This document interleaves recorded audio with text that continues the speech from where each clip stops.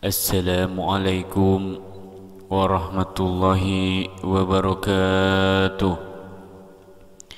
Innal hamdalillah wassalatu wassalamu ala Rasulillah Sayyidina Muhammad ibni Abdillah wa ala alihi wa sahbihi wa mawalah, amma ba'du.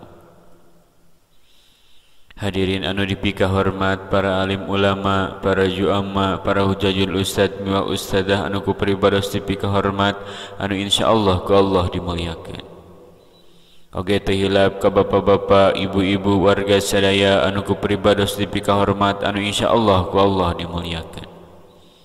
Tina sabada nasim kuring nyanggakeun tahiyatul islamiyah anu jadi kahormatan puji miwah syukur urang sanggakeun ka Allah Subhanahu wa taala, anu alhamdulillah kalayan takdir ti mantena urang sadaya tiasa riung mungpulung patepung lawung patepang wajah dina tempat anu ieu barokah. Anu mudah-mudahan ieu reungan teh singajantenkeun hiji wasilah ngengingkeun syafaatul udma dina poe kiamah. Amin ya Allah ya rabbal alamin.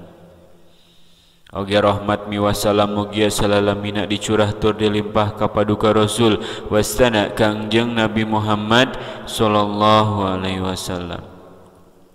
Teu hilap ka para keluargana, sahabatna, tabi'ina, oge mudah-mudahan eta rahmat teh dugi ka urang sadaya. Amin ya Allah ya rabbal alamin. Hadirin anu dipika hormat, dina denget ayeuna urang ngabahas tentang pribasa man jada wajada.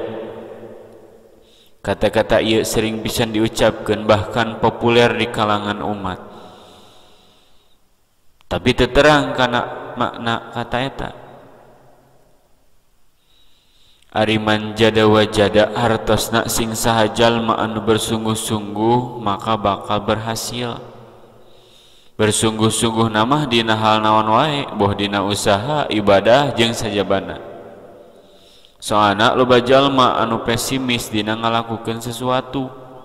Loba kasieun, sieun gagal, sieun teu ditampi tobat ka Gusti. Saur Allah, innallaha la yughayyiru ma biqaumin hatta yughayyiru ma bi anfusihim. Hartosna saestuna Allah moal ngarobah kaayaan suatu kaum nepi ka aranjeunna ngarobah kana kaayaanana sorangan. Anu intina urang kudu usaha lamun hayang kaayaan urang robah, entong cicing wae. Urang kudu ikhtiar dibarengan jeung ibadah anu khusyuk. Anu gagal bakal sukses ari berusaha mah. Ibadah anu belang betong bakal getol lamun usaha ngalawan rasa hoream. Jodoh moal hese ari di teangan mah. Nah naon wae ge kudu usaha heula. Lamun ceuk papatah teh mah usaha tidak akan mengkhianati hasil. Ari cicing wae mah moal barobah nah naon ge. Tapi ingat usaha ge kudu dibarengan ibadah. Salat ulah lalai. Kahayang can kacumponan, urusan katunda-tunda, urusan hayang lancar. Ari salat ditunda-tunda.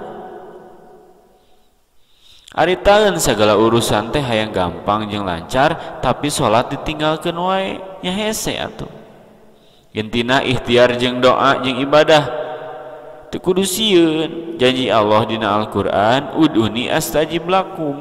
Pek ngadoa ka kami maka kami bakal ngaijabah kana pangdoa aranjeun kabeh.